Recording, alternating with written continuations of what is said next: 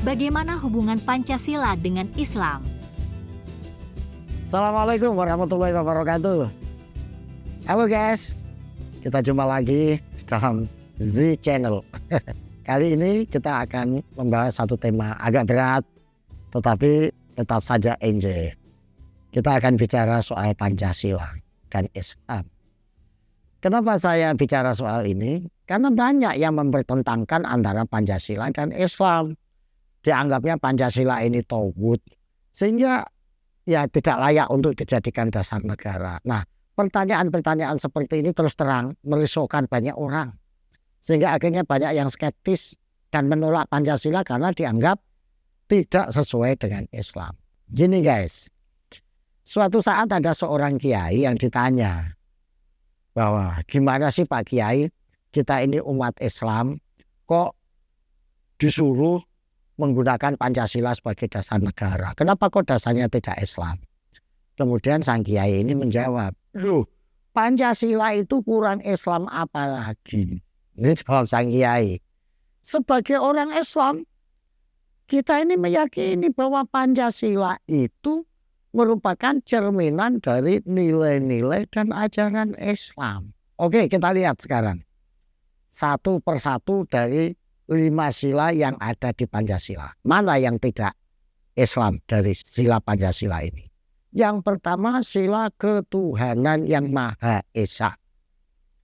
Ini bagi umat Islam, jelas tafsir dari sila pertama ini adalah cerminan dari surat Al-Ikhlas. Qul huwallahu ahad, Allahus somad, lam yalid walam yulad walam yakul lahu kufuwan ahad. Qul huwallahu ahad, katakan Tuhan itu satu. Ini juga cerminan dari kalimat tauhid, la ilaha illallah, tiada Tuhan selain Allah. Itu tafsir dari sila pertama, ketuhanan yang Maha Esa, yang harus diyakini kita sebagai orang Islam. Kalau orang lain menafsirkan lain, ya monggo saja, itu urusan dia. Tapi sebagai orang Islam, kita menafsirkan sila pertama ini adalah kalimat tauhid dan surat Ikhlas. Yang kedua, sila kemanusiaan yang adil dan beradab. Ini juga ada Al-Quran, ayat Al-Quran yang menyatakan a'udzubillahi minasyaitonirrajim wa laqad karramna bani adama wa hamalnahu fil barri wal bahri ila akhirih. Di situ disebutkan, Allah menyatakan wa laqad karramna bani adam. Aku, kata Allah, benar-benar telah memuliakan anak Adam. Ingat, di ayat ini Allah menggunakan harfu takkid qad. Wa laqad karramna, tidak semata-mata wa karramna, aku memuliakan. Tetapi aku, kata Allah, benar-benar memuliakan anak Adam. Anak Adam itu siapa? Ya seluruh manusia. Karena ayat ini nggak ada istisnanya, nggak ada pengecualiannya. Ya mau yang Jawa, Sunda, Cina, Eropa, Arab, semuanya dimuliakan oleh Allah.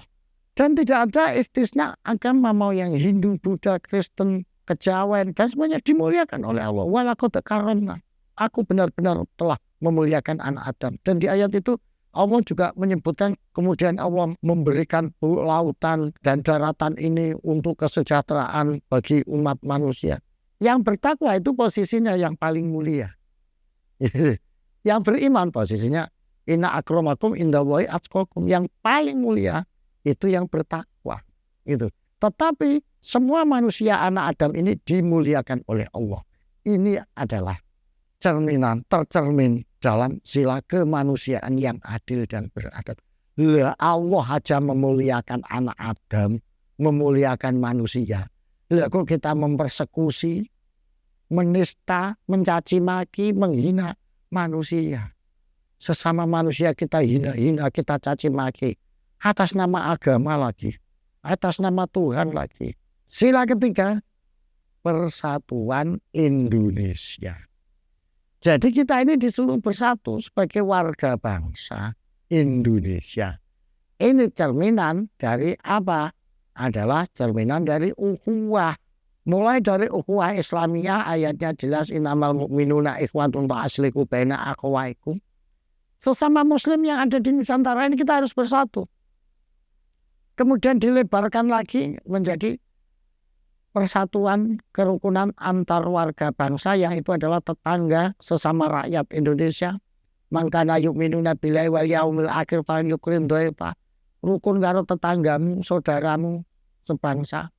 Terus kemudian dalam upaya mewujudkan rahmatan lil alamin, kita harus bersatu dengan sesama umat manusia. Dari konsep persatuan Indonesia ini mencerminkan konsep ukhuwah yang kemudian oleh Mbah Ahmad Siddiq, konsep ukhuwah ini diturunkan menjadi 3 bentuk: ukhuwah Islamiyah, ukhuwah Watoniyah, ukhuwah Basyariyah. Persaudaraan sesama umat Islam, karena umat Islam di Nusantara, di Indonesia menjadi bagian dari warga bangsa Indonesia, maka juga harus membentuk persaudaraan sesama warga bangsa.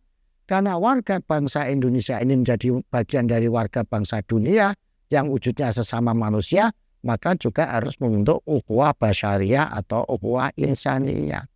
Sila keempat, kerakyatan yang dipimpin oleh hikmah kebijaksanaan dalam permusyawaratan perwakilan, ini cerminan dari ayat Quran yang bunyinya wa amruhum syura bainahum. Dan untuk diantara urusan-urusan kamu untuk menyelesaikan, kamu harus bermusyawarah di antara kamu. Wasawirhum fil amr, bermusyawarahlah kamu untuk memutuskan suatu persoalan, suatu masalah. Maka sila keempat, inti sila keempat itu adalah permusyawaratan dan kerakyatan. Bahkan di Pancasila itu permusyawaratannya tidak harus menang-menangan, mentang-mentang mayoritas harus menindas yang minoritas. Kemudian mentang-mentang minoritas kemudian ngotot untuk pendapatnya gitu. Enggak. Musyawarahnya ini harus bil hikmah, dengan penuh kebijakan, dengan penuh wisdom. Sila kelima, keadilan sosial bagi seluruh rakyat Indonesia. Itu ayatnya jelas, dibaca setiap selesai khotbah Jumat, menjelang sholat Jumat mesti khotib mengingatkan tentang sila kelima ini dengan ayat innallaha ya'murukum bil adli wal ihsan wa itaidil qurba wa yanha 'anil fahsya'i wal munkar wal baghi ila akhirih. Sesungguhnya Allah memerintahkan kalian semua untuk bersikap adil dan berbuat kebaikan. Artinya adil dan beradab. Tidak hanya adil tok, tapi adil juga harus beradab dengan penuh hikmah. Ayatnya jelas. Lu kayak begini kok dikira togut itu loh. Dibilang kafir. Masya Allah. Inilah guys, para ulama Nusantara dengan penuh kearifannya menerjemahkan Al-Quran, memaknai hadis supaya relevan sehingga menimbulkan kemaslahatan bagi umat dan masyarakat. Jelas di sini bahwa Pancasila merupakan cerminan dari beberapa ajaran Islam yang ada di Quran maupun di hadis. Enggak perlu lagi untuk menerima Pancasila menjadi dasar hidup, menjadi Weltanschauung, dan menjadi basis norma dan moral dalam kehidupan berbangsa dan bernegara. Terima kasih guys. Kurang lebihnya mohon maaf. Assalamualaikum warahmatullahi wabarakatuh. Al-Zastrow atau lengkapnya Dr. Ngatawi Al-Zastrow, S.Ag, M.Si adalah seorang sosiolog, budayawan, dan tokoh agama di Indonesia. Al-Zastrow aktif beraktivitas sebagai akademisi dan berkesenian, serta selalu keliling Indonesia menyapa berbagai kalangan masyarakat sebagai upaya untuk terus merajut keberagaman bagi Indonesia Raya.